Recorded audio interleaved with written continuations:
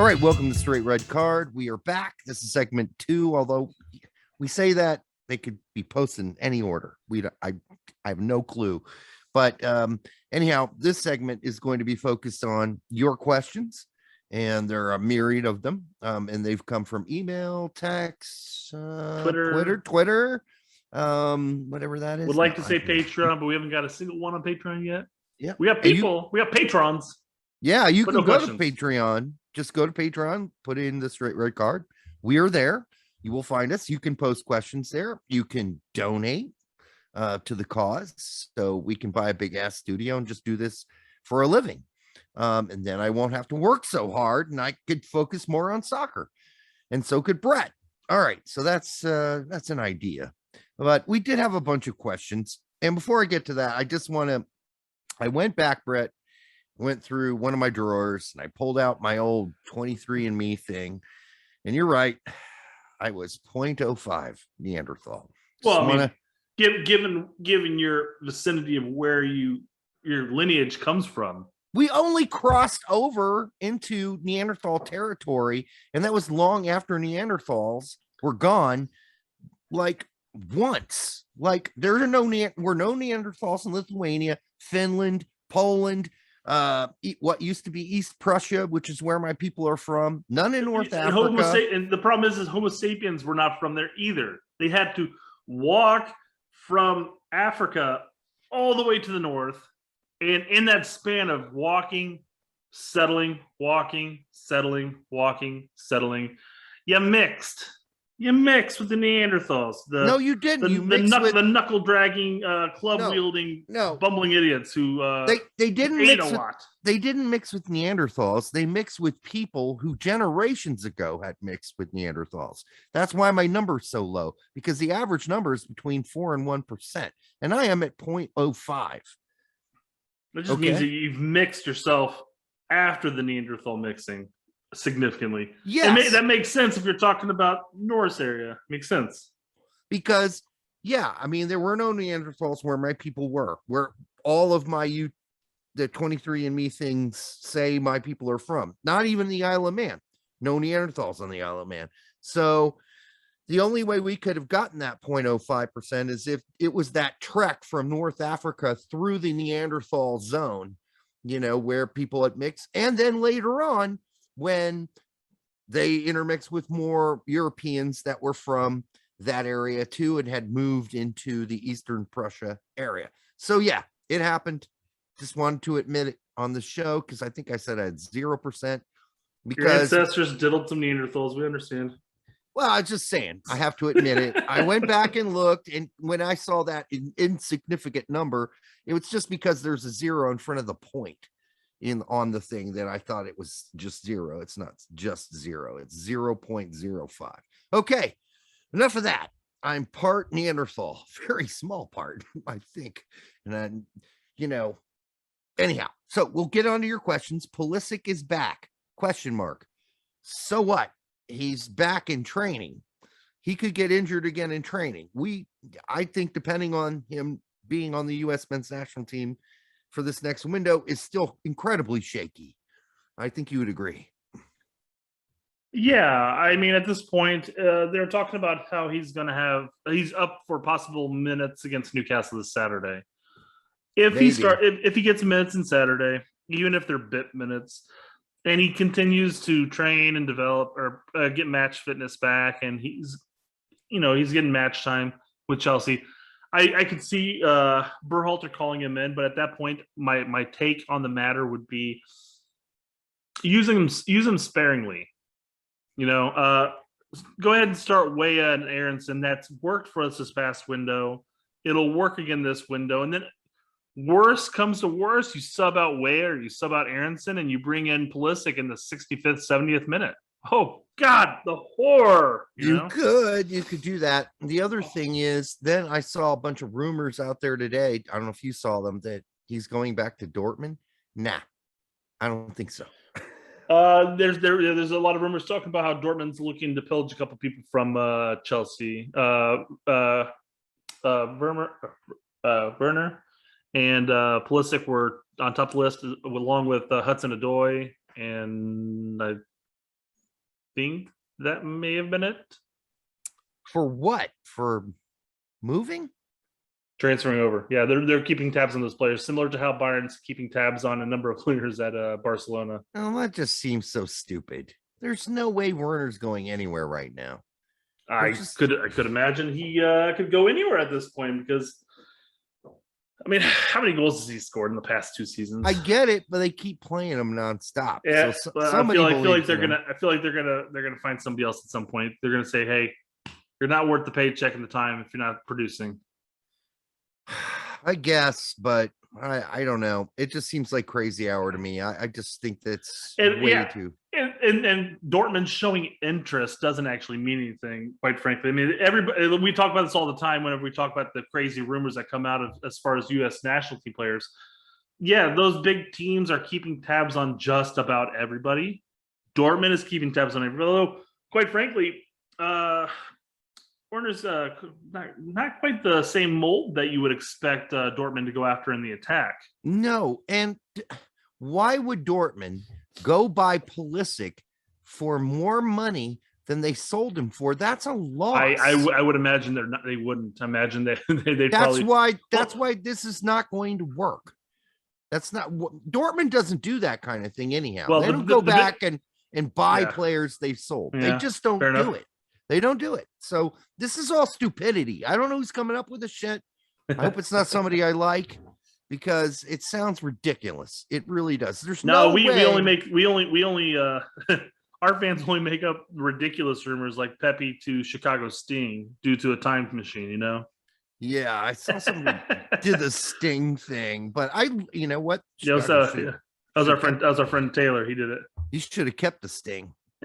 Chicago should have kept that name because it's badass and the colors were great. Back when I was a kid, I was always like, you know, my second favorite team or my third favorite team after the Cosmos and the Sounders back then is the Sting, because I love their uniforms. And so, you know, the Bumblebee as one who never partook in ASL because it pretty much went to shit a few years into my life. Yes. I'm old. I prefer not to have gone back and kept the Sting. I understand the nostalgia as far as keeping it, but I like the Chicago Fire name as a whole, and I wish they would have just kept the same crest instead of fucking around with it. Although the newer crest is definitely nicer than the previous one, but I'm Sting all the way. In the same way, I'd be for bringing back the Aztecs name, although I don't know if you could do that anymore. I don't think you could. No, that wouldn't fly at all. You're right. But it was a great name for that team at the time. And you're like, yeah, they're like Warriors, Aztec Warriors. You know, I don't know. Can't do that now, I guess, although the Braves are holding on to their name. So I don't know. I mean, it all depends on how it's embraced. And so in Georgia, you know, I guess the Native American population's really embraced that name and they're really cool with it. Braves or whatever, although the Tomahawk Chop seems a little overdone. But anyhow, point being, Sting's a fucking great name. Chicago Sting with the Bumblebee as the fucking it was great, dude. It was great. Maybe it's because I was a kid, but anyhow. Next question. Oh, is Zendejas locked in with Mexico after playing that friendly this week? Well, I think it was today, not this week. But I mean, it's this week and today. No, the answer is, unless there's a rule I am completely unaware of, he cannot be cap tied in friendly, and he did not have to make a one-time switch to play for Mexico in this friendly. As far as I understand, he did not. But yeah, I might be missing something. There's been a lot of rule changes recently with the quote unquote cap tying of youth players. Yeah. So I'm not fully up to steam as far as, I mean, I understand what they are now, and I knew what they were before. Me too. But oddly enough, as we were starting this segment, I got a notification about a thread about Zendejas. And I decided to pull it up and take a look at it. Mm-hmm. And just to give you, this is Edgar on Twitter from at CONCACAF Edgar. He has a nice little thread here about it. Yeah. And I'm not saying that he's 100% accurate, but just giving you the recap of it, the cliff notes, if you will. Let's do it.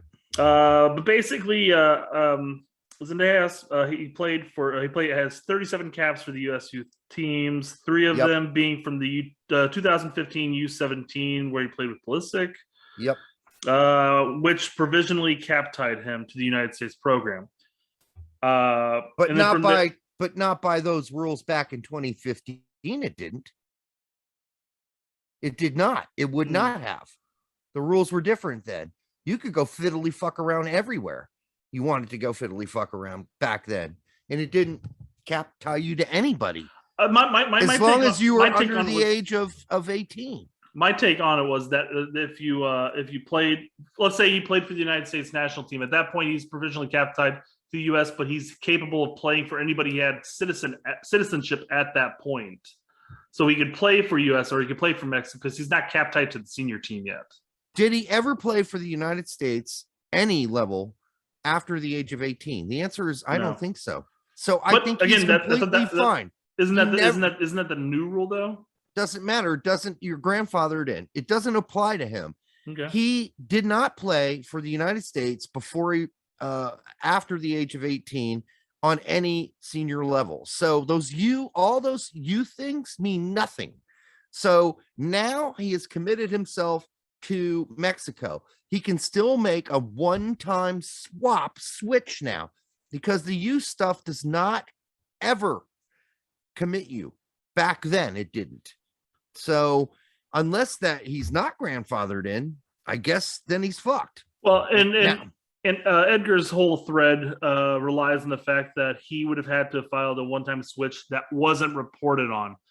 And I'm sorry, but quite frankly, I mean, it's possible, but I feel like almost every one-time switch is making news over the past 5+ years, you know? So if Zendejas had to make a one-time switch, we would have heard about it.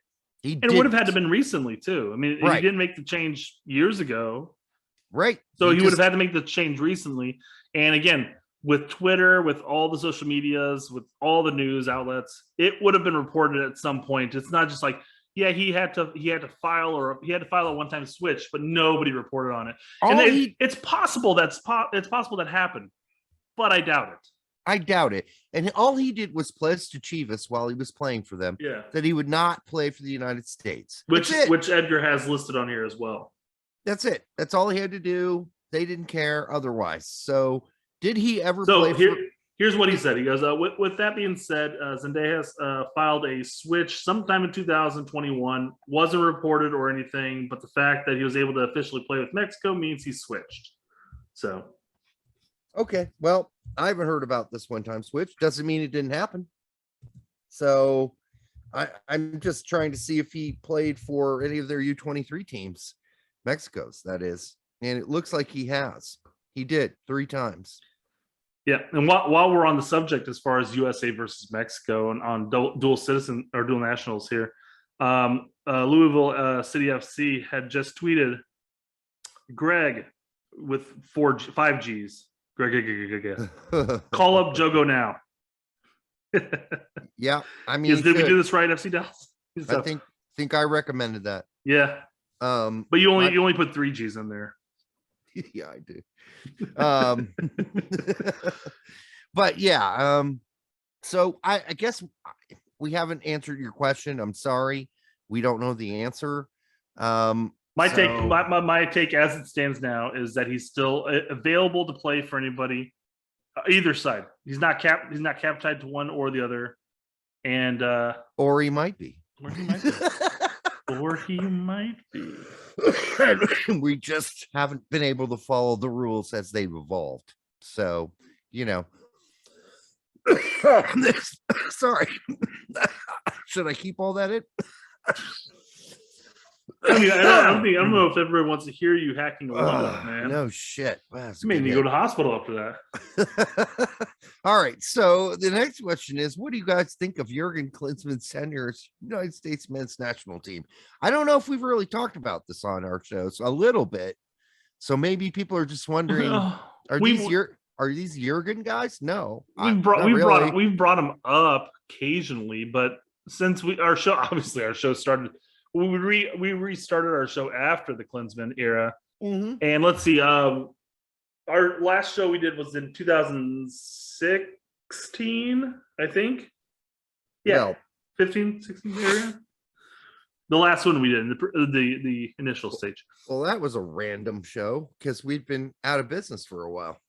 Well, it was a 6-year gap. Yes. I thought we did. I thought there was maybe it was just a. Hopefully, actually, just show them. Regardless, you mean 2006? Fuck no, dude. We didn't do our first show in 2006. We started in 2010, man. We didn't do a show in 2016. No way. We started our show in 2010, and Jackson was born 2014. So it would have been a random show. Now I'll pull it up, take a look. But well, that means the show's only been off for 5 years. It's always possible. Well, we don't need to confirm that. I liked it better when it was longer. So the answer to this question while you're looking that up is, okay, Jurgen Klinsmann did some good things. He really pushed for players to go to Europe. He was aggressively defiant against MLS, although did bow to their requests at times. Didn't like the density, and some of the players came back from Europe, said, that's not a step up, that's a step down. There were lots of things that Jurgen Klinsmann said that were fine. And as a manager, sometimes he would get it right, but he was not a technical guy. Anybody who has ever played for Jurgen Klinsmann has said so. He doesn't know the technical side, the tactical side of football. Tactically, he relies on others. Tactically, he allows the players to do kind of free flow it. He didn't prepare them sometimes for games when he was going to change formations, etc. And he's kind of old-fashioned German, so he's kind of a pain in the ass to play with. There's not a lot of compliments. There's not a lot of pat on the backs. And you got a lot of sensitive players here. And he's highly critical, and he wasn't well liked going into that Colorado snow game. Big report came out. A lot of players there was a sort of a mutiny going on, but they still managed to qualify for the World Cup. Then he fucked up and didn't bring Landon Donovan. And, it wasn't the biggest fuck up because he still did okay in the World Cup. But as a manager in general, the general consensus from those on the inside and from players that we've talked to, and I know, and we've had conversations with, and if you just listen to the book written by some of his Bayern, the Bayern right back guy, I can't remember his name. If you've read the book, you'll know that the Bayern players thought he was an kind of a minor tactical idiot. So, yeah, technical director, fine. Yeah, but he always seemed much more of like a figurehead, somebody who said the things you wanted to hear, but as far as orchestrating the team on the pitch, it wasn't there, because there was a lot of times.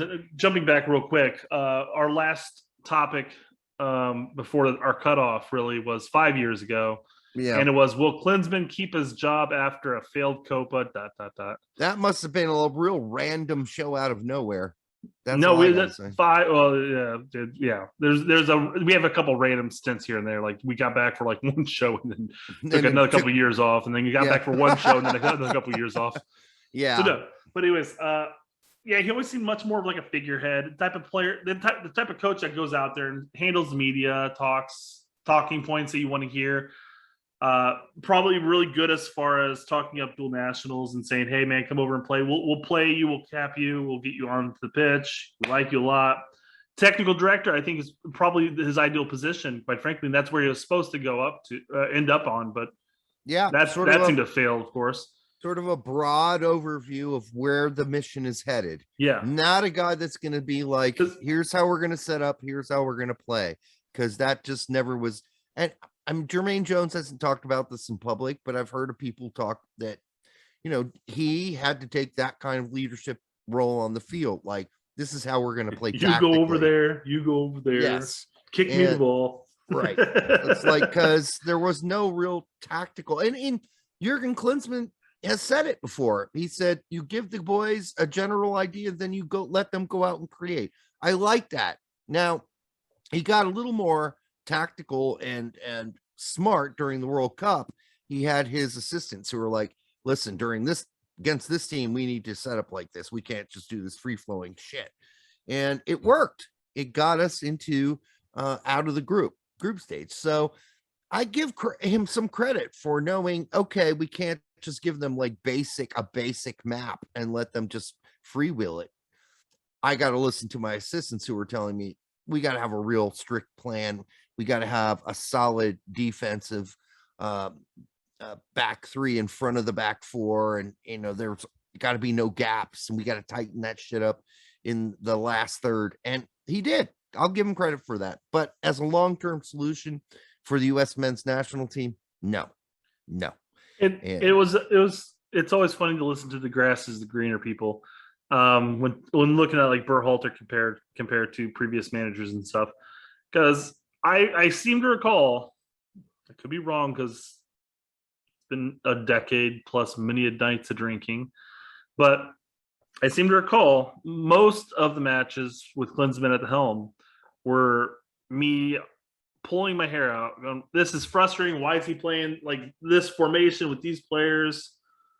And it was a struggle. He experimented so much throughout the years, and then come Cup, it was like reverted back to what works. But it's just like why do that much experimenting? Because he wanted the immediate flip from the way we used to play, the way that we've grown up from youth all the way up to senior, playing a very direct, very English style ball. For the most part, most of our players played a very direct style, and we would call it championship ball now. Yeah, and quite frankly, he came in and he's like, we're gonna work on getting possession, play it out of the back, and he played it from day one.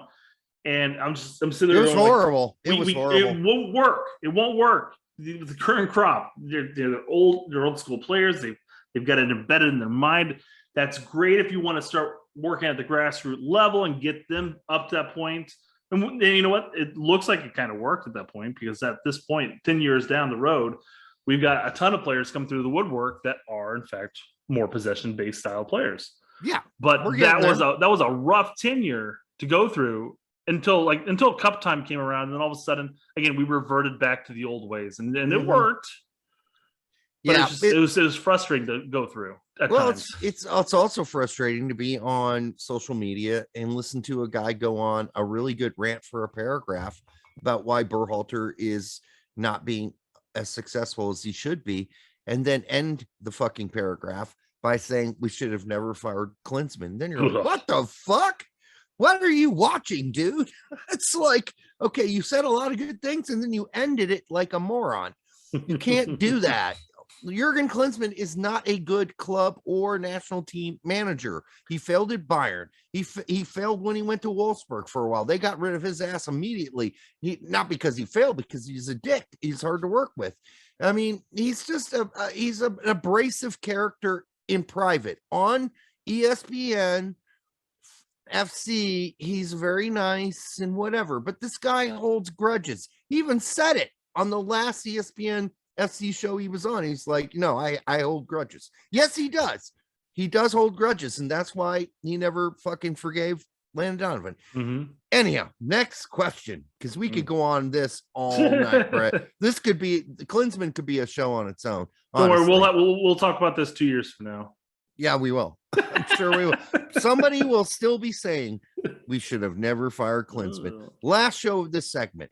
Will Altidore go down as a top 15 U.S. men's national team player of all time? That is from USMNT Keyboard Warrior. My answer is no, he won't. No. I mean, I don't. You can make that argument for top 15 strikers. Sure. Yes. Yeah, sure. I'm down with that. And maybe even top 10. But no, not top 15 U.S. men's national team players ever. No, not even close. He's more in like the 20 ranges for me. Mid-20s, yeah. I mean, it's just, you have to go back and think, just from 94 until now, are you telling me that there were not 15 players that were a bigger key player to the U.S. men's national team and better as a whole than he was? And his question is future related. Yeah.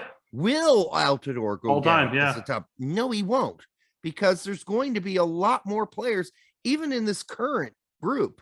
Pulisic, Reina, Adams, McKenzie. Well, you're already in fifth place. McKinney. And we haven't even mentioned, McKinney. We haven't mentioned Dempsey, Landon Donovan. He's already in eighth. And we haven't even gone back to the older generation. McBride, Reyna, the other Reyna, the dad Reyna. Listen, no, he's not in the top 15. And it's nothing against Josie. He's scoring again. God damn him. He'll probably make the fucking team coming up here in November. I wouldn't be shocked if it happened because he's scoring again. I think that's going to do it for these questions. And we're going to move on to the final segment where we're going to handle a final question, which is what is that question, Brett? God damn it. It's about whether or not Berhalter should focus on establishing a core group of players that That's right. Play game in, game out, and you shuffle them out. We're supposed to name 6 or 7 core players that I think there are more than 6 or 7, actually. And we'll get to that, Brian Jackson. Yeah. That's your question. And we'll also talk about the Revelations Cup, whatever that is, and the U20 situation briefly. All right, until the next time on Straight Red Card, make sure you like, subscribe, and share it with your Uncle That's a unique name if I've ever heard of it. It is. It's spelled really weird, too. Like seven D's in there. All right, share it with that dude, and we'll be back.